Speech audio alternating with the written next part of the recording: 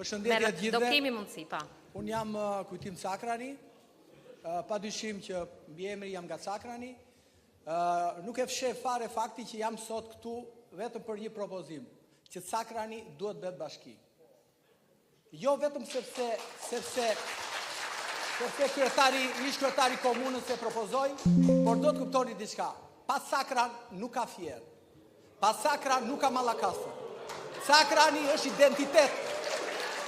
Cakrani ku ka qenë, shiko, dëgjoni. Ku ka qenë Cakrani, dëgjoj, ti, juve që nuk kuptoni dot, jeni ignorant. Nuk kuptoni dot. Është problemi që juaj. Po pra. Zoti Kujtim, ju lutem. Problemi që këtyre. Ju lutem.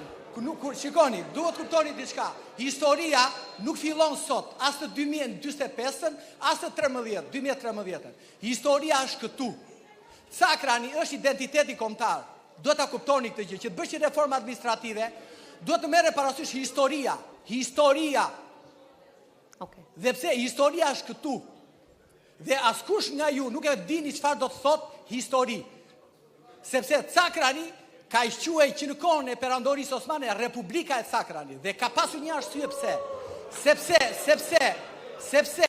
Sepse Cakrani sot që ne po flasim është janë krajinat më të pasura nga pikpamja ekonomike. Dhe ku shkojnë të gjitha këto burime natyrore që ka Cakrani? Kalon lumbi Vjosa aty.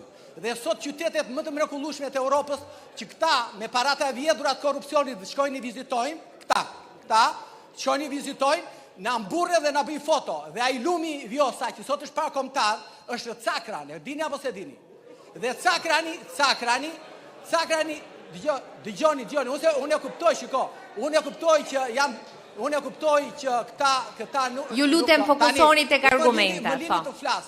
Se unë si llogaris fare dhe çfarë thon. Ju lutem fokusoni tek argumentat. Problemi është që unë jam këtu për t'u thënë dhe të gjithë atyre që nëse duan të bëjnë një reformë territoriale, funksionale, identitare, historike, gjeografike, padyshim do të merren të bazë të gjithë faktorët. Faktori kryesor, padyshim, që është faktori gjeografik, është faktori ekonomik, është dhe faktori historik.